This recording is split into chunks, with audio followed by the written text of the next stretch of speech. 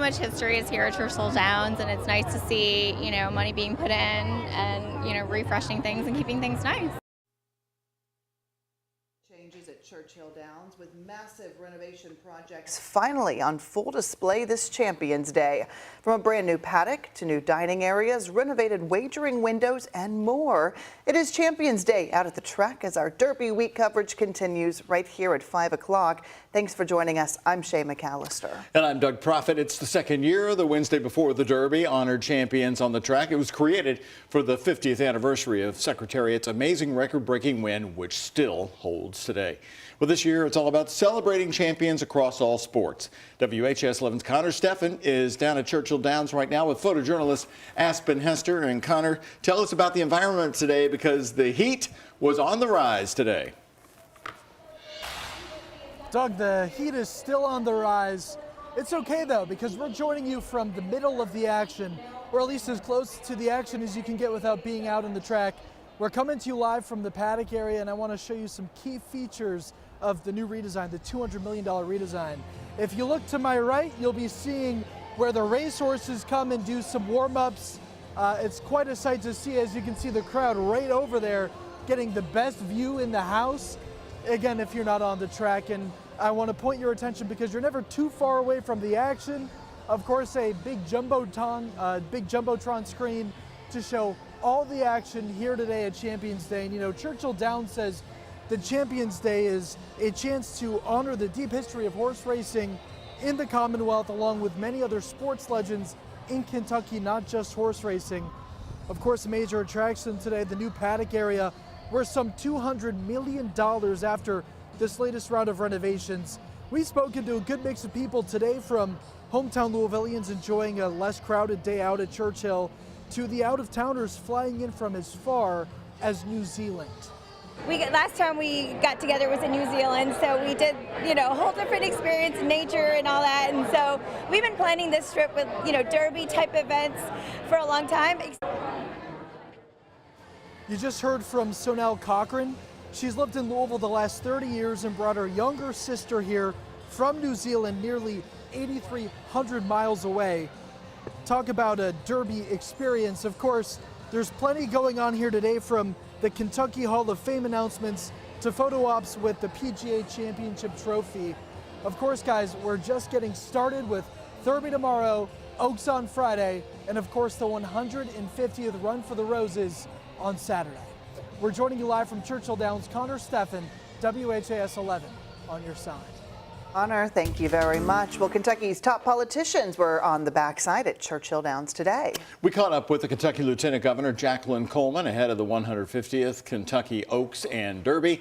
And the Lieutenant Governor is a big fan of the Derby and is glad Churchill Downs did everything it could to make sure that the 150th anniversary feels so big. But she also wants to use the national spotlight to show everything the state of Kentucky has to offer.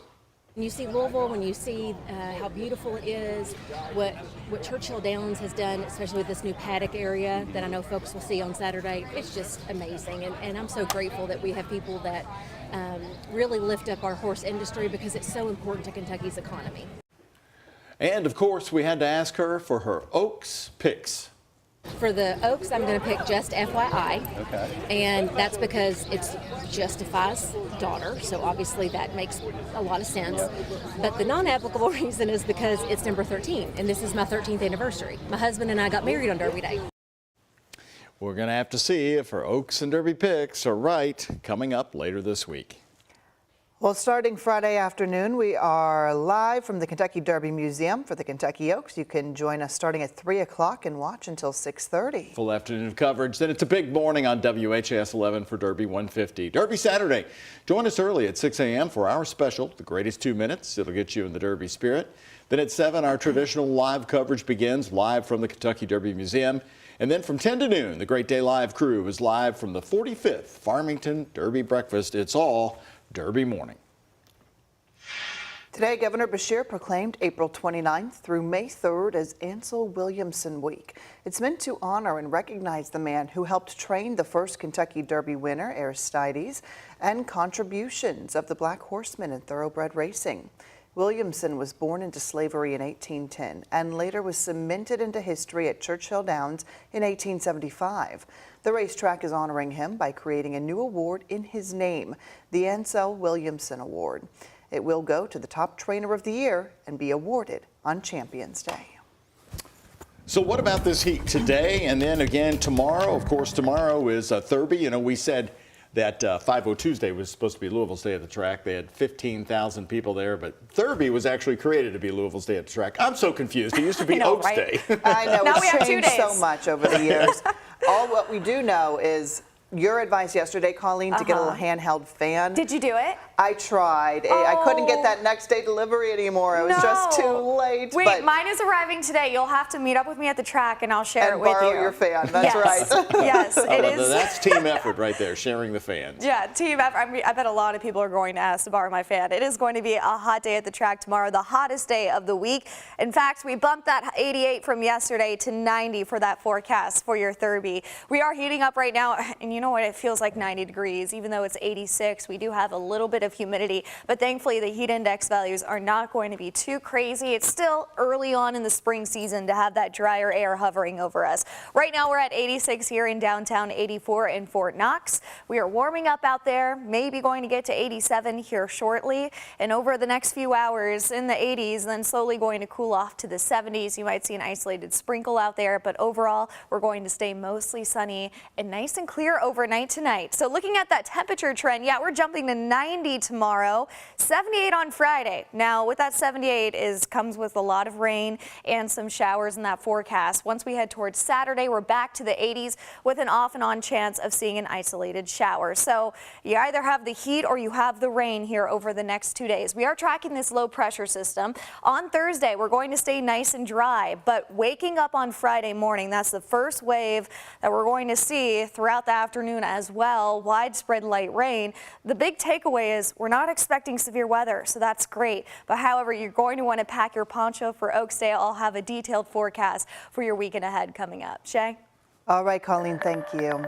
In less than 3 months, a controversial law criminalizing homelessness will take effect in Louisville.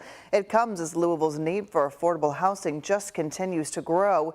Senior reporter Isaiah Kim Martinez shares the perspective from one homeowner who faced living on the streets just 4 years ago.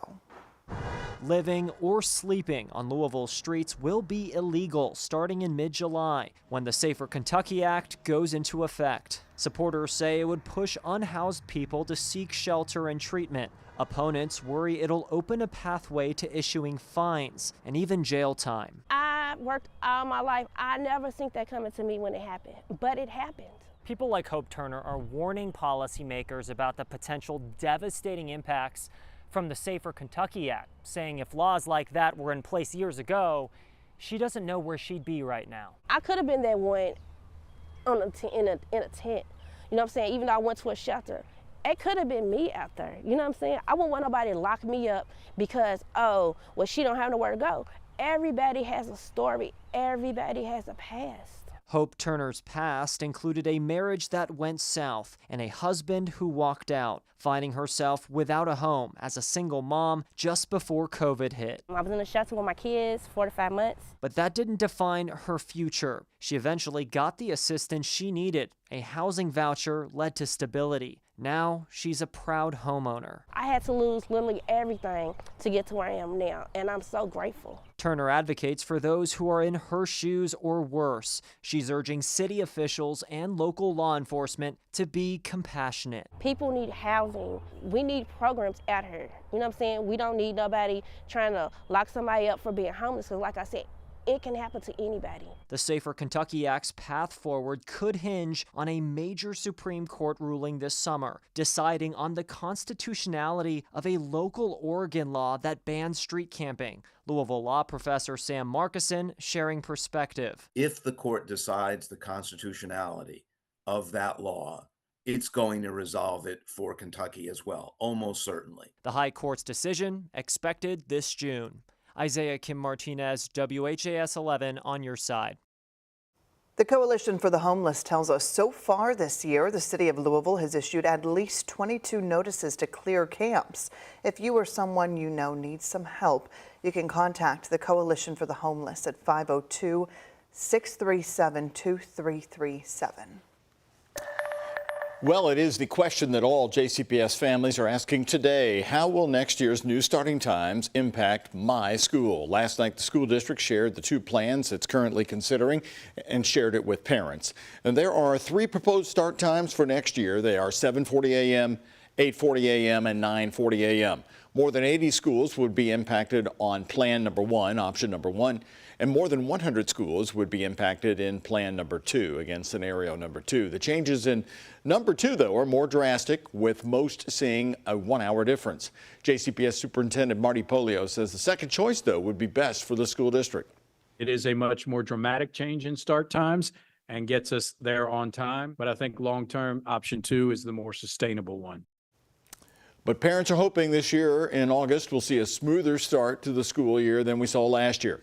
Polio shared that the district is collaboratively working with TARC and UPS to make sure the routes are efficient. He says TARC is still working on a plan. Between now and the end of May, the school board will vote on their final decision next week.